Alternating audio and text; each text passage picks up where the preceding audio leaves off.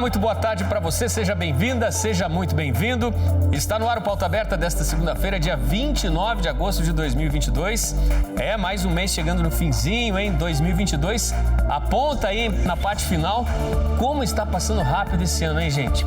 Bom, este é o Noticiário da Tarde aqui na TV Evangelizar e nós vamos juntos a partir de agora com os nossos destaques do jornal desta segunda-feira. O Ministério do Trabalho anuncia a criação de 218.900 novos postos de trabalho no Brasil em julho. 1.560.000 novas vagas com carteira assinada nos primeiros 6 meses do ano. E foi um recuo expressivo de 230.000 vagas a menos na comparação com o mesmo período de 2021. Para os caminhoneiros autônomos, termina daqui a pouquinho, às 6 da tarde, o prazo para que eles possam fazer o cadastro e garantir o benefício de R$1.000 mensais disponibilizado pelo governo federal. Nos Estados Unidos, em Cabo Canaveral, a NASA quase na última hora decide cancelar a missão histórica da Artemis 1 com destino à Lua, sob argumento de problemas técnicos no superfoguete. Enquanto isso, lá do espaço, o telescópio James Webb envia ao nosso planeta novas imagens com super definição que revelam dessa vez os detalhes de uma galáxia fantasma, ainda muito misteriosa, que se destaca em espiral e que foi observada pela primeira vez apenas este ano por um astrônomo espanhol. A galáxia está a 32 milhões de anos-luz da Terra. No Vaticano, o Papa Francisco, numa reunião com cardeais de todo o mundo, deu posse no fim de semana a 20 novos escolhidos. Foi a criação, na Basílica de São Pedro, a 20 novos cardeais da Igreja Católica, representantes fortes do Papa. E 2 destes cardeais são brasileiros, Dom Leonardo Steiner, da Arquidiocese de Manaus, e Dom Paulo César Costa, da Arquidiocese de Brasília. Fique ligadinho com a gente, o Pauta Aberta desta segunda-feira já começou.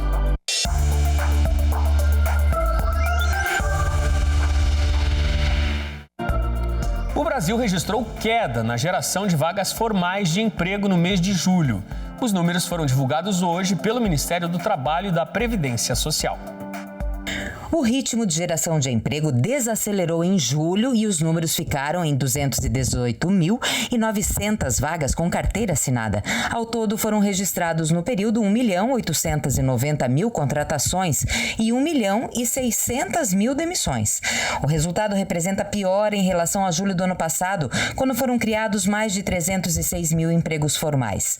Já em julho de 2020, em meio ao isolamento da primeira onda da Covid-19, foram abertos 108.400 vagas com carteira assinada. Analistas alertam que a comparação dos números com anos anteriores a 2020 não é adequada porque o governo mudou a metodologia. De janeiro a julho deste ano, foram criadas 1.560.000 novas vagas formais de emprego. O número representa recuo na comparação com o mesmo período do ano passado, quando foram criadas 1.790.000 vagas. O governo também informou que o salário médio de admissão foi de R$ 1.926,54 em julho deste ano, o que representa alta de R$ 15,31 em relação a junho. Na comparação com julho do ano passado, o salário médio de admissão ficou mais baixo, pois estava em R$ 1.982,55 naquele mês. Na prática, o brasileiro continua procurando uma oportunidade de emprego. Afinal, já são 10.100.000 pessoas desempregadas no país. Pois é, está difícil para muita gente, né? Em dias de inflação no alto e do país na luta para combater justamente o desemprego, o Brasil ainda enfrenta um cenário de muitas dificuldades, reflexos aí das sucessivas transformações pelas quais nossa economia vem passando. Um levantamento recente mostra um retrato disso e como diminuiu também o número de microempreendedores individuais de um ano para cá. Olha só. O Brasil perdeu 1 milhão de microempreendedores individuais no período de abril do ano passado até abril deste ano. O levantamento foi feito por uma consultoria com base em análise de dados da Receita Federal. Esse período coincide com o auge da pandemia de Covid no país. Bares, hotéis e salões de beleza fecharam por causa das restrições sanitárias e as pessoas tiveram que se virar. Foi nesse período que aumentou também a quantidade de prestadores de serviços na área de entrega e transporte de produtos.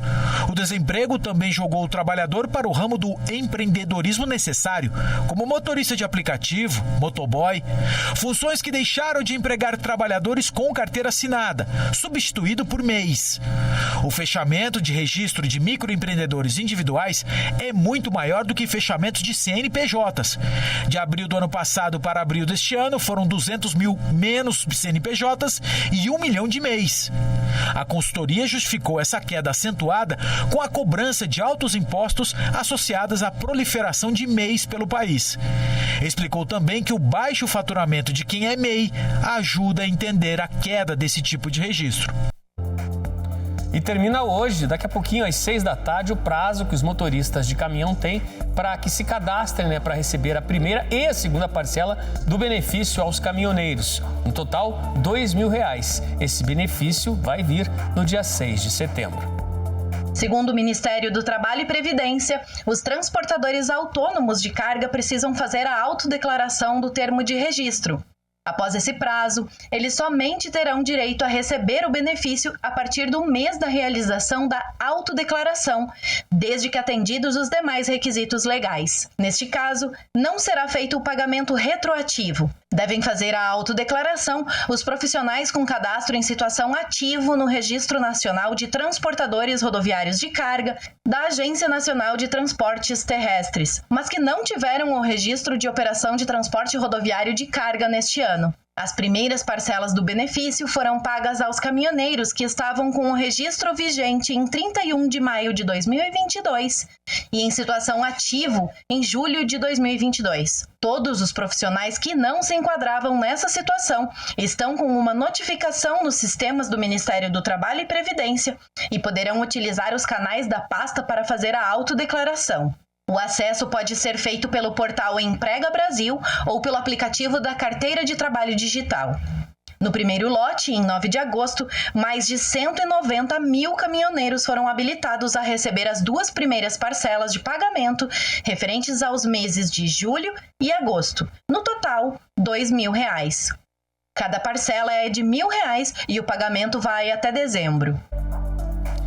Em Brasília, o Senado está votando neste momento o projeto que obriga os planos de saúde a cobrirem tratamentos que estão fora do chamado rol taxativo da ANS, Agência Nacional de Saúde. O texto já passou por votação simbólica na Câmara no início de agosto. Caso seja aprovada, a nova lei derruba o entendimento do Superior Tribunal de Justiça, o STJ, que decidiu em junho que a lista de procedimentos da ANS é taxativa, ou seja, que os planos só precisam cobrir o que está na lista, que atualmente é composta por 3.368 itens. A cobertura exemplificativa significa que os planos de saúde não se limitam a cobrir apenas o que está na lista da ANS. Já a cobertura taxativa entende que o que não está nesta lista preliminar da ANS não precisa ter cobertura das operadoras. Mas e o que está no rol da ANS? Depende do tipo de cobertura contratada, se é ambulatorial, internação, parto e odontológico, além das combinações entre esses tipos. E como era antes da decisão do STJ? A lista da ANS era considerada exemplificativa pela maior parte do judiciário. Isso significa que pacientes que tivessem negados procedimentos, exames, cirurgias e medicamentos que não constassem na lista poderiam recorrer à justiça e conseguir essa cobertura. Isso porque o rol era considerado o mínimo que o plano deveria oferecer. Os planos deveriam cobrir outros tratamentos que não estão no rol, mas que tivessem sido prescritos pelo médico desde que tivessem justificativa e não fossem experimentais. A decisão do STJ, e que está valendo até a nova lei possivelmente entrar em vigor, é de que o rol é taxativo. Com isso, essa lista contém tudo que os planos são obrigados a pagar. Se não está no rol, não tem cobertura e as operadoras não são obrigadas a bancar. A decisão do STJ não obriga as demais instâncias a terem que seguir esse entendimento, mas o julgamento serve de orientação para a Justiça. Nesse caso, muitos pacientes não conseguem começar ou dar continuidade a um tratamento com a cobertura do plano de saúde. Há algumas exceções a esses limites, como terapias recomendadas expressamente pelo Conselho Federal de Medicina telemedicina, tratamentos para câncer e medicações off-label, usadas com prescrição médica para tratamentos que não constam na bula daquela medicação. Mesmo se passar pelo Senado do jeito que foi aprovado na Câmara, o projeto de lei que obriga planos de saúde a cobrirem tratamentos e procedimentos fora do rol da Agência Nacional da Saúde ainda vai depender da sanção do presidente Jair Bolsonaro para entrar em vigor. Esse é um tema que gera muita polêmica, né? Uma grande discussão a respeito disso, porque inclusive há o lobby aí das operadoras de saúde pressionando para que essa regra não venha a acontecer, né? Elas querem, evidentemente, gastar menos. Neste momento, no Senado, há discussão, inclusive, vários senadores fazendo questionamentos a respeito do projeto de lei que está em discussão e daqui a pouco começa a ser votado. Bom, com a nova decisão, as operadoras, né, de planos de saúde podem ser obrigadas a autorizar tratamentos ou procedimentos que estejam fora do chamado rol taxativo da ANS. Mas para que isso aconteça, o tratamento ou medicação devem atender a pelo menos um ou dois dos seguintes critérios: ter eficácia comprovada, ter autorização da Anvisa, ter recomendação da Conitec, que é a Comissão Nacional de Incorporação de Tecnologia no SUS, ou ainda ter recomendação de pelo menos um órgão de avaliação de tecnologias em saúde e que tenha renome internacional e que tenha aprovado o tratamento para os cidadãos. A NASA decidiu cancelar hoje o lançamento da missão Artemis 1 e explicou pelas redes sociais que o mega foguete apresentou problemas técnicos. Enquanto a NASA avaliava os problemas do mega foguete, diversas pessoas estavam reunidas nas arquibancadas de uma área de visitantes do Centro Espacial Kennedy, em Cabo Canaveral, da Flórida. Os hotéis ao redor da cidade estão lotados e entre 100 e 200 mil espectadores eram esperados para o lançamento. A NASA informou que os engenheiros da agência estavam avaliando um problema com o hidrogênio líquido no motor de número 3 do mega foguete e que por isso a missão teve que ser cancelada. O foguete, o mais poderoso da história da NASA, marca o início da missão Artemis 1, parte de uma nova etapa de exploração lunar que quer levar humanos de volta à superfície da Lua 50 anos após o programa Apollo. E o objetivo vai além, chegar no futuro a Marte. A expectativa é que o lançamento ocorra agora na próxima sexta-feira, dia 2 de setembro. Esta segunda-feira realmente foi um dia frustrante, né, para tantas pessoas que estavam ali em Cabo Canaveral à espera, né, de ver o foguete subir. Mas essa expectativa agora continua, né, na sexta-feira e pode ser que a missão de fato vá ao espaço. Essa é a expectativa de todos, né, ao redor do planeta. E a ESA, a Agência Espacial Europeia, revelou mais imagens que desvendam partes misteriosas do universo. O supertelescópio James Webb registrou imagens de uma galáxia fantasma. A galáxia fantasma foi flagrada pelo Telescópio Espacial Internacional James Webb. As fotos da M74 surpreendem pela riqueza de detalhes. Os registros da galáxia em espiral já tinham sido divulgados por um astrônomo espanhol no mês passado, mas desta vez 2 novas imagens foram reveladas, uma feita apenas com instrumentos do supertelescópio e uma composição de dados tanto do Webb como do seu primo mais velho, o telescópio Hubble, que mostra a galáxia perfeitamente simétrica a 32 milhões de anos-luz de distância da Terra. De acordo com a agência espacial, a visão nítida do Webb revelou delicados filamentos de gás e poeira nos braços espirais da M74, que se estendem para fora do centro da imagem. A agência explica ainda que, ao combinar dados dos telescópios, os cientistas podem obter mais informações e detalhes nunca antes vistos sobre objetos astronômicos, aumentando o poder de observação de até mesmo um supertelescópio como o Webb. Como a M74 é perfeitamente simétrica, estrelas, gases e toda a poeira que a formam estão alinhados em braços espirais que se espalham para fora desse sistema.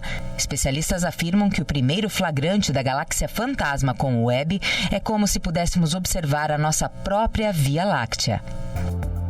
Veja no próximo bloco os gols do Brasileirão e também a primeira reportagem sobre uma série especial que destaca o voluntariado. Hoje você vai conhecer um pouquinho da história do Corpo de Bombeiros Voluntários de Joinville. São nada menos do que 130 anos de história e milhares de vidas salvas, graças a um belíssimo trabalho também de amor ao próximo.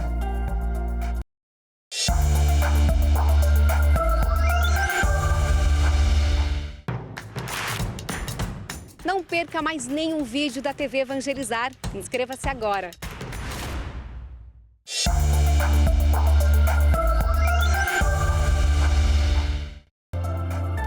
Pauta Aberta está de volta para esse segundo bloco, são 4h38 da tarde. Agora falamos ao vivo para todo o país, a você de casa, sempre ligadinho com a gente aqui na TV Evangelizar. Muito obrigado pela sua companhia. E agora vamos falar sobre o frio de congelar que pegou muita gente de surpresa nesta segunda-feira.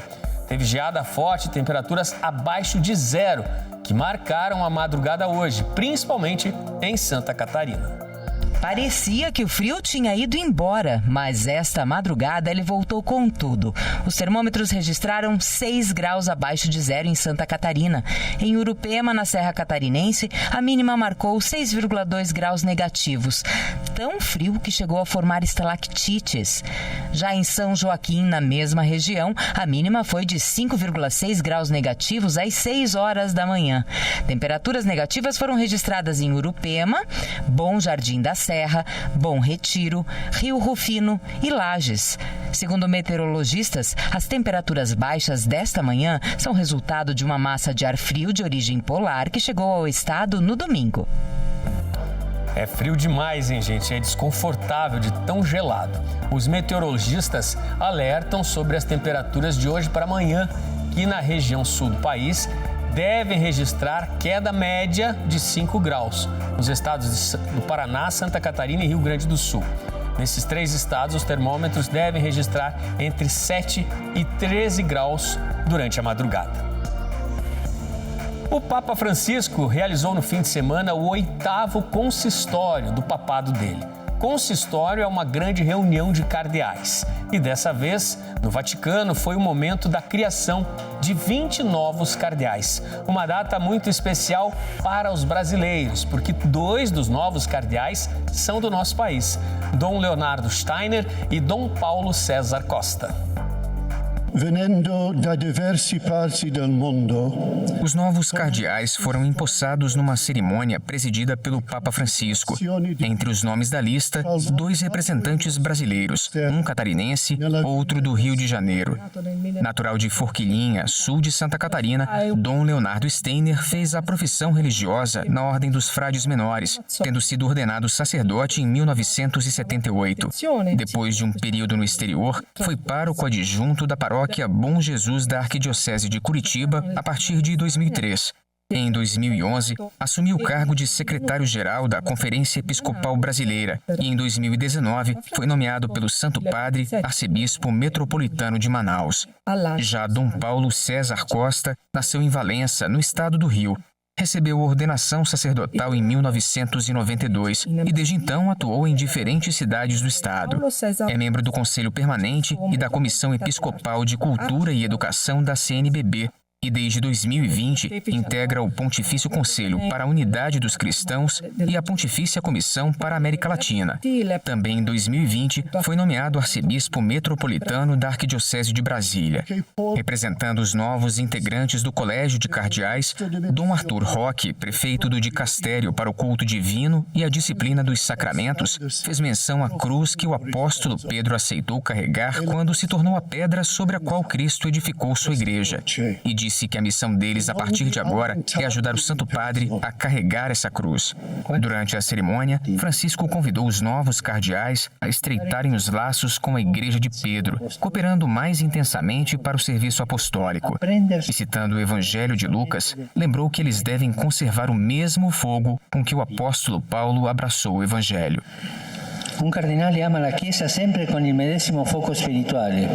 Um cardeal ama a Igreja sempre com o mesmo fogo espiritual, tanto nas grandes questões como nas pequenas, tanto no encontro com os grandes deste mundo como com os pequenos, que são grandes diante de Deus. Que são grandes diante a Dio.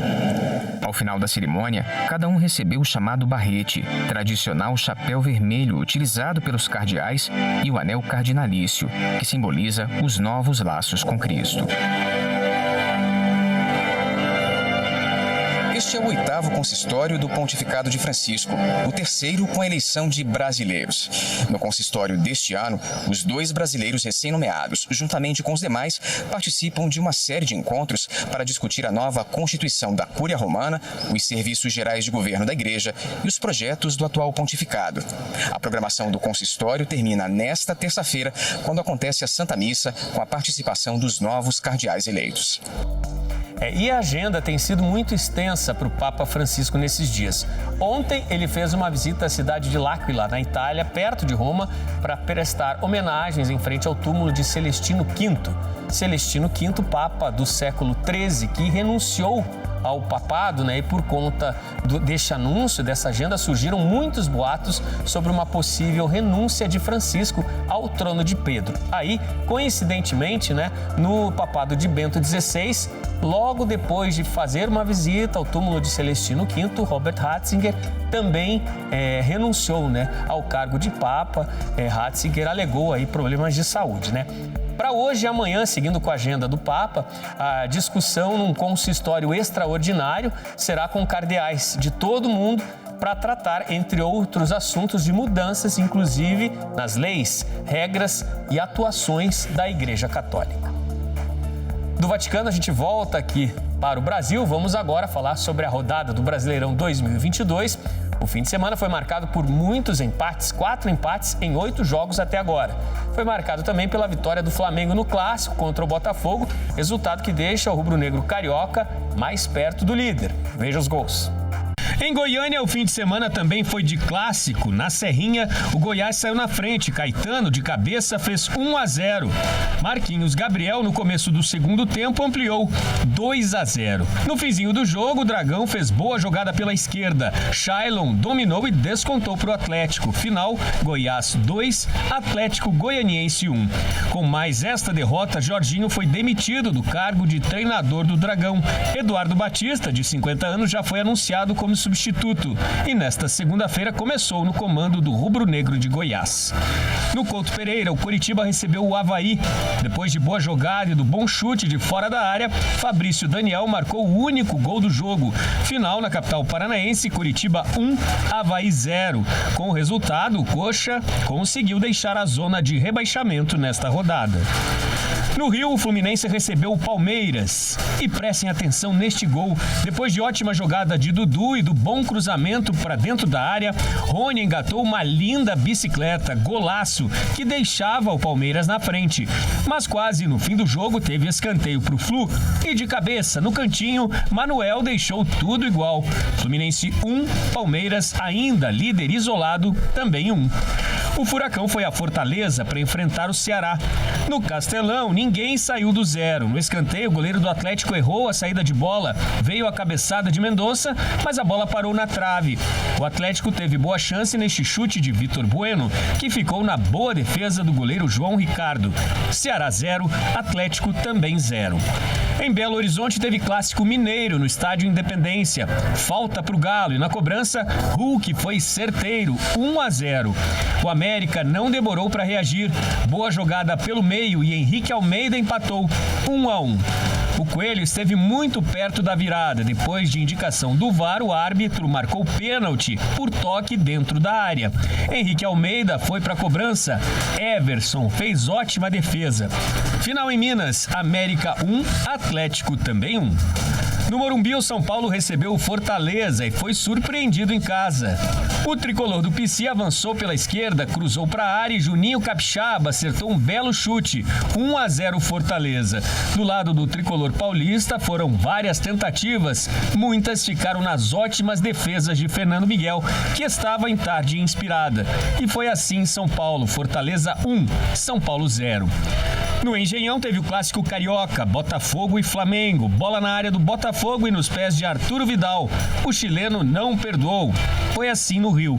Botafogo 0, Flamengo 1.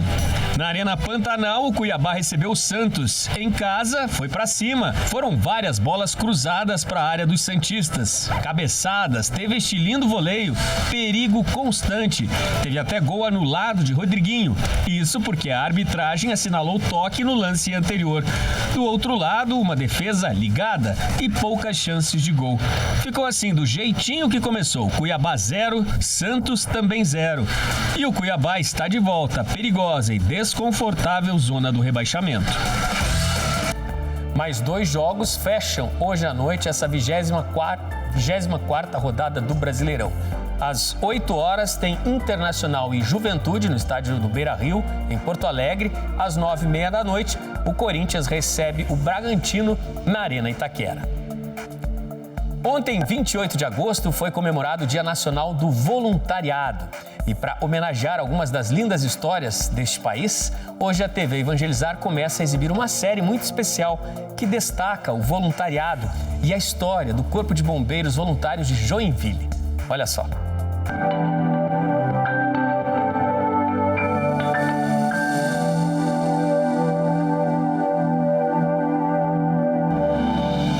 Joinville é a maior cidade de Santa Catarina. Fica a cerca de 180 quilômetros de Florianópolis, capital do estado.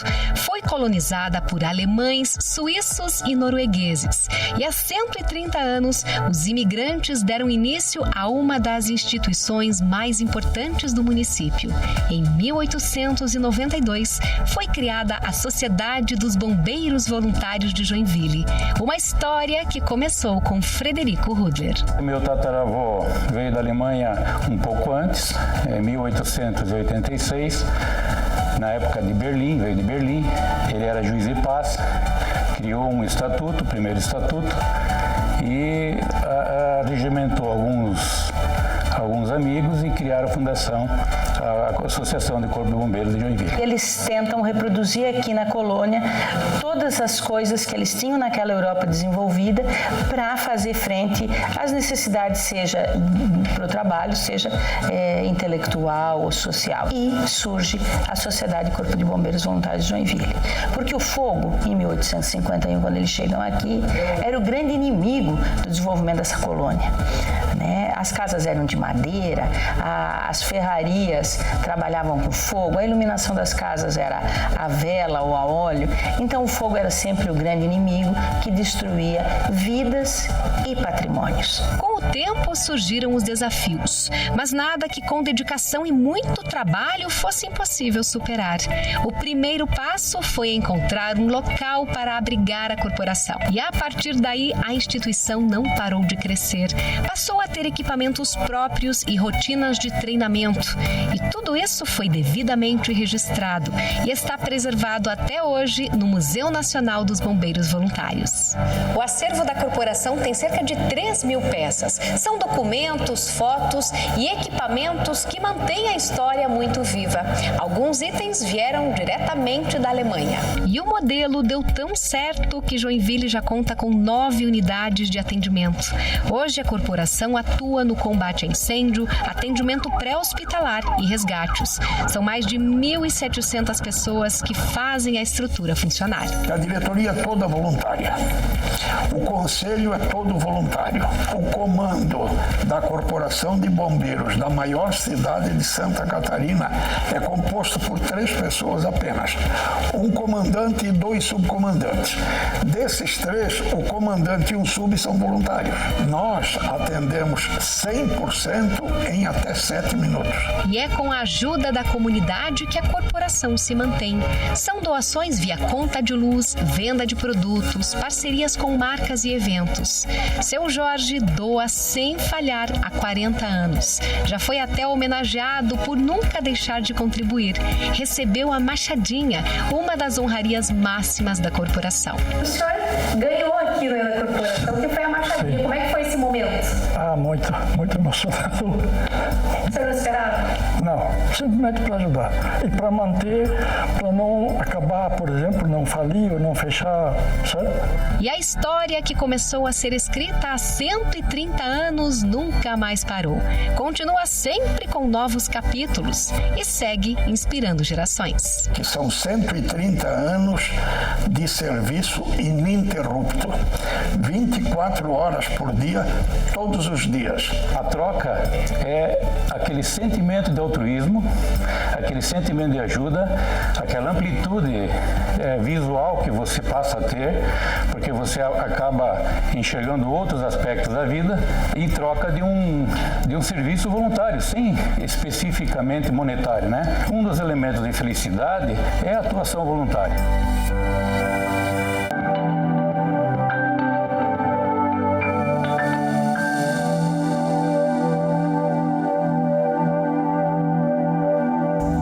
Bonito, né? O poder do voluntariado no Corpo de Bombeiros de Joinville. Na reportagem de amanhã, a gente vai contar para você um pouco do dia a dia desses bombeiros. Todos têm outras profissões, mas jamais deixam o voluntariado de lado. Gente, Pauta Aberta está acabando. Obrigado pela sua companhia. Um ótimo fim de tarde. A gente tem novo encontro marcado para amanhã. Tchau, tchau.